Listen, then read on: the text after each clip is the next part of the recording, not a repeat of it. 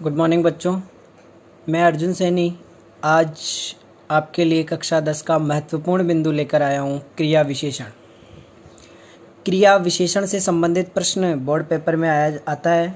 ये 2 नंबर का क्वेश्चन आता है लगभग। तो आज हम क्रिया विशेषण के विषय में अध्ययन करेंगे। देखो, क्रिया विशेषण पढ़ने से पहले हम देखते हैं कि अव्यय, आपके सामने यहाँ लिखा हुआ है अव्यय। सबसे पहले हम इसकी बात करेंगे कि अव्यय किसे कहते हैं। देखो, अव्यय के ए प्लस वे 2 शब्दों से मिलकर बना है। ए का मतलब होता है नहीं, ए का मतलब होता है नहीं, और वे का मतलब होता है खर्च। जिसे खर्च नहीं कर सकते उसे बोलते हैं अव्यय। और हिंदी भाषा में इसका मतलब लिया जाएगा जिसको बदला नहीं जा सकता है उसे बोलते हैं अव्यय। ठीक है, अब इसकी परिभाषा देखते हैं। जिन शब्दों के रूप में काल, लिंग, वचन के बदलने पर कोई परिवर्तन नहीं होता है उसे बोलते हैं अव्यय। जिन शब्दों के रूप में काल, लिंग, वचन के बदलने पर कोई परिवर्तन नहीं होता है उसे बोलते हैं अव्यय। अर्थात किसी भी तरह से अव्यय जो शब्द होगा वो बदलेगा नहीं, चाहे काल बदल जाएगा, लिंग बदल जाएगा, वचन बदल जाएगा, पर अव्यय नहीं बदलेगा। जैसे हम एक उदाहरण के माध्यम से इसको समझते हैं। जैसे मैंने लिखा कि वह घोड़ा तेज दौड़ता है। यहाँ पे मैंने उदाहरण लिखा, वह को काट दीजिए, घोड़ा तेज दौड़ता है। ठीक है, यहाँ पर ये वाक्य है, इसमें जो तेज शब्द है वह है अव्यय। तेज शब्द है वह अव्यय है। मान लो मैंने बदला, घोड़ा को घोड़ी कर दिया, दौड़ता को दौड़ती कर दिया, पर तेज को तेजी नहीं करेंगे क्योंकि ये अव्यय शब्द है। तेज तेज ही रहेगा। तो घोड़ा तेज दौड़ता है, घोड़ी तेज दौड़ती है, घोड़े तेज दौड़ते हैं। ये जो तेज शब्द है वह यथावत रहेगा, इसमें कोई परिवर्तन नहीं होगा, इसलिए इसको बोलते हैं अव्यय। आगे चलते हैं। अव्यय 4 प्रकार के होते हैं, जिसमें पहला है क्रिया विशेषण, समुच्चय बोधक, संबंध बोधक, विस्मयादि बोधक। अव्यय होते हैं, उन्हें 4 प्रकारों में बांटा गया है, क्रिया विशेषण, समुच्चय बोधक, संबंध बोधक और विस्मयादि बोधक। तो हमें सिर्फ कक्षा 10 के हिसाब से यहाँ बात करनी है सिर्फ क्रिया विशेषण की। क्रिया विशेषण भी वही चीज़ होगी। क्रिया विशेषण की जितने भी उदाहरण होंगे, क्रिया विशेषण के प्रकार होंगे, उनमें सबसे महत्वपूर्ण बात क्या होगी कि वह भी एक तरह से अव्यय होंगे, अर्थात उसमें कोई परिवर्तन नहीं होगा। तो हमें सिर्फ पहला पॉइंट पढ़ना है, इसके अलावा दूसरा, तीसरा, चौथा यथावत छोड़ना है, इनको नहीं पढ़ना है। क्रिया विशेषण, क्रिया विशेषण की परिभाषा देखिए तो लिखा हुआ है कि क्रिया की विशेषता बताने वाले शब्दों को क्रिया विशेषण कहते हैं। क्रिया की विशेषता बताने वाले शब्दों को क्रिया विशेषण कहते हैं। जैसे वही उदाहरण मैं आपको देता हूँ, घोड़ा तेज दौड़ता है। देखो, क्रिया है यहाँ पे दौड़ना, और जो दौड़ना शब्द है यहाँ देखो, क्रिया की विशेषता बताने वाले शब्दों को, तो क्रिया ये हो गई, इसकी विशेषता कौन सा शब्द बता रहा है, तेज शब्द हो गया। तो दौड़ते हुए की शब्द की कौन सी विशेषता हो गई, तेज। तो क्रिया की विशेषता बताने वाले शब्दों को क्या कहेंगे, क्रिया विशेषण। दूसरी बात, क्रिया विशेषण शब्द हो गया और ये अपरिवर्तन होना चाहिए, बदलना नहीं चाहिए, इसलिए ये अव्यय भी हो गया। क्लियर, इसलिए इसको बोलते हैं अव्यय शब्द। आगे चलते हैं। क्रिया विशेषण 4 प्रकार के होते हैं। पहला स्थानवाचक, दूसरा कालवाचक, तीसरा परिमाणवाचक, चौथा होता है रीतिवाचक विशेषण। तो हम पहले अध्ययन करते हैं स्थानवाचक क्रिया विशेषण का। देखो, स्थानवाचक क्रिया विशेषण उसे कहते हैं जिन अव्यय शब्दों के द्वारा क्रिया के होने का स्थान का बोध हो या क्रिया के स्थान का बोध हो, वहां पर स्थानवाचक क्रिया विशेषण होता है। वे अव्यय शब्द जो सीधी सी बात है, कुछ अव्यय शब्द होते हैं जिनको परिवर्तन नहीं कर सकते, वे शब्द स्थान का बोध कराते हैं, उनको स्थानवाचक क्रिया विशेषण कहते हैं। इन शब्दों को हम पता करने के लिए क्रिया से कहाँ लगाकर प्रश्न किया जाता है। क्रिया से कहाँ लगाकर प्रश्न किया जाता है, अगर उत्तर आ जाता है तो समझ लें कि वह स्थानवाचक क्रिया विशेषण है। देखो, उदाहरण के माध्यम से देखते हैं हम। बालक ऊपर खेल रहे हैं, बालक ऊपर खेल रहे हैं। अब हमें पता करना है कि स्थानवाचक क्रिया विशेषण है या नहीं है, तो क्रिया से प्रश्न करेंगे। कहाँ खेल रहे हैं, अगर आंसर आ गया ऊपर तो स्थानवाचक क्रिया विशेषण हो गया। कहाँ खेल रहे हैं, आंसर आ रहा है कहाँ खेल रहे हैं, ऊपर खेल रहे हैं, कहने का मतलब क्या हो गया, ये स्थानवाचक क्रिया विशेषण है। अगली बात करते हैं, हम इसी का दूसरा उदाहरण लेते हैं। हम यहाँ बैठे हैं, हम यहाँ बैठे हैं। अब हमें क्रिया से प्रश्न करना है, क्या करना है, कहाँ बैठे हैं, आंसर मिल गया यहाँ बैठे हैं, अर्थात स्थानवाचक क्रिया विशेषण हो गया। जैसे स्थानवाचक क्रिया विशेषण के जो प्रकार हैं, ऊपर हैं, यहाँ हैं, इनको बदल नहीं सकते। कभी हमने ऊपरी नहीं पढ़ा होगा, यहाँ को यहाँ ही पढ़ा है, यहीं नहीं पढ़ा है।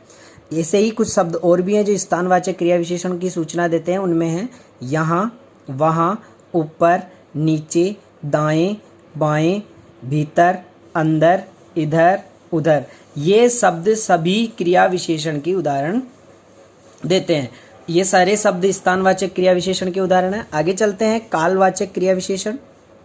जिन अव्यय शब्दों के द्वारा क्रिया के होने के समय का बोध हो। काल का मतलब क्या होता है, समय, अर्थात जो शब्द समय का बोध कराते हो वह कालवाचक क्रिया विशेषण कहते हैं। स्थानवाचक क्रिया विशेषण में हमने क्रिया से कहाँ लगाकर प्रश्न किया था, जबकि कालवाचक क्रिया विशेषण में हमें कब लगाकर प्रश्न करना है। क्या करना है, कब लगाकर प्रश्न करना है। जैसे उदाहरण देखते हैं, तुम कल शिमला जाओगे, तुम कल शिमला जाओगे। हम अब क्रिया से प्रश्न करेंगे, कब जाओगे, आंसर आया कल जाएंगे, कब जाओगे, कल जाएंगे। तो इसका मतलब समय है कल, आज, परसों, जो भी है।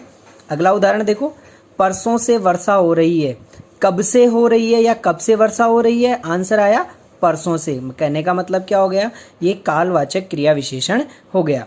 इसी तरह जैसे ऊपर इसके जो अन्य उदाहरण थे वही थे अन्य शब्द, आज, कल, परसों, अभी, प्रातः, शायद, दिन भर। ये कभी नहीं बदलते हैं। आज को हमने कभी आज ही नहीं पढ़ा है, कल को कल ही नहीं पढ़ा है, परसों को परसी नहीं पढ़ा है। कहने का मतलब क्या है, ये यथावत रहेंगे। काल, लिंग, वचन के आधार पर कभी परिवर्तन नहीं होते हैं। आगे देखते हैं परिमाणवाचक क्रिया विशेषण। परिमाण का मतलब मैंने बताया था, परिमाण का मतलब होता है नाप तोल, नाप तोल या मात्रा, नाप तोल या मात्रा। परिमाण का मतलब क्या होता है, नाप तोल या मात्रा। परिमाणवाचक क्रिया विशेषण वे अव्यय शब्द जो क्रिया की मात्रा का बोध करावे, वे अव्यय शब्द जो क्रिया की किसका बोध करावे, मात्रा का बोध करावे, उसे परिमाणवाचक क्रिया विशेषण कहते हैं। जैसे ऊपर हमने कहाँ और कब से प्रश्न किया, वैसे ही परिमाणवाचक क्रिया विशेषण में कितना करके प्रश्न करना है। किससे करना है, क्रिया से प्रश्न करना है, क्रिया से प्रश्न करना है, क्या बोल के, कितना। जैसे मैंने उदाहरण दिया, जरा मुस्कुराओ। अब मुस्कुराना अपने आप में क्रिया है, इससे प्रश्न करो, कितना मुस्कुराओ, आंसर आया जरा मुस्कुराओ, अर्थात थोड़ा सा मुस्कुराने की बात करी गई है। वैसे ही वह अधिक बोलता है, वह अधिक बोलता है, कितना बोलता है, अधिक बोलता है, आंसर आ गया। इसका मतलब यह है परिमाणवाचक क्रिया विशेषण। इसी तरह परिमाणवाचक क्रिया विशेषण के भी अन्य शब्द हैं। आप देखो, जरा, अधिक, थोड़ा, तनिक, कुछ, ज़्यादा, इतना, उतना, इनको भी हम कभी नहीं बदल सकते क्योंकि क्रिया विशेषण शब्द हैं वह कभी बदलते नहीं हैं। आगे बात करते हैं हम रीतिवाचक क्रिया विशेषण। वे अव्यय शब्द जो क्रिया की विशेष स्थिति या रीति, रीति का ही दूसरा रूप होता है स्थिति, या विशेष स्थिति का बोध कराते हैं, उन्हें रीतिवाचक क्रिया विशेषण कहते हैं। रीतिवाचक क्रिया विशेषण में क्या होता है, कैसे लगाकर क्रिया से प्रश्न करते हैं। किससे प्रश्न करते हैं, क्रिया से कैसे लगाकर प्रश्न किया जाता है। जैसे बच्चे धीरे लिखते हैं, हमने प्रश्न किया कैसे लिखते हैं, कैसे लिखते हैं, आंसर आया धीरे लिखते हैं। वैसे ही हमने दूसरा उदाहरण लिया, अध्यापक तेज पढ़ाते हैं, हमने क्रिया से प्रश्न किया कैसे पढ़ाते हैं, आंसर आया तेज पढ़ाते हैं, अर्थात यहाँ पर रीतिवाचक क्रिया विशेषण होगा। इसी में अन्य शब्द हैं धीरे, तेज, जल्दी, तुरंत, ऐसे, शायद, अचानक। मैं आपको बता दूं कि क्रिया विशेषण में आपको विशेष ध्यान रखना है कि क्रिया विशेषण क्रिया की विशेषता बताने वाले शब्दों को क्या बोलते हैं, क्रिया की विशेषता बताने वाले शब्दों को क्रिया विशेषण कहते हैं। क्रिया विशेषण 4 प्रकार के होते हैं, स्थानवाचक, कालवाचक, परिमाणवाचक और रीतिवाचक। ये आपको ध्यान रखना है। स्थान का बोध कराए स्थानवाचक क्रिया विशेषण, काल का बोध कराए या समय का बोध कराए तो कालवाचक क्रिया विशेषण, परिमाण नाप तोल का बोध कराए तो परिमाणवाचक विशेषण और विशेष स्थिति का बोध कराए तो रीतिवाचक क्रिया विशेषण। बस इनकी पहचान ध्यान रखनी है। स्थानवाचक क्रिया विशेषण में कहाँ लगाकर प्रश्न करना है, क्रिया से कहाँ लगाकर प्रश्न करना है, और कालवाचक क्रिया विशेषण में क्रिया से कब लगाकर प्रश्न करना है, और परिमाणवाचक क्रिया विशेषण में क्रिया से कितना लगाकर प्रश्न करना है, और रीतिवाचक क्रिया विशेषण में क्रिया से कैसे लगाकर प्रश्न करना है। अगर उत्तर आ जाता है तो उनका अपने आप पता चल जाएगा कि कौन सा क्रिया विशेषण है, स्थानवाचक है, कालवाचक है, परिमाणवाचक है या रीतिवाचक है। तो देखा आपने, क्रिया विशेषण हमारे लिए कितना आसान हो गया है। अब आप इस क्रिया विशेषण को एक बार पुनः दोबारा से अवलोकन करें, दोबारा से देखें। इसके बाद आपको जो नोट्स दिए गए हैं उनको पढ़ें। पढ़ने के बाद आपको मैंने प्रश्नोत्तर दिए हैं, उन प्रश्नोत्तरों का ढंग से अपनी फेयर कॉपी में आंसर दें। धन्यवाद।